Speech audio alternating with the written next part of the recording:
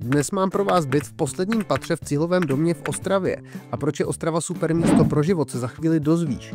Byt se nachází v revitalizovaném domě s novou střechou v ulici Březinova, vedle Hrabůvky, ihned u mateřské i základní školy.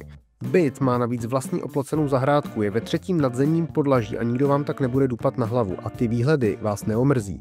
Dispozice je velkorysé 3+1, ale pozor, celých 93 metrů čtverečních s krásnými vysokými stropy. Ideální pro rodinu. Je zde i úložní prostor a zvonky s telefonem. V bytě jsou navíc 2 sklepy. Díky velikosti bytu si můžete vše upravit dle vašich představ a bydlet v cihle v dobré lokalitě.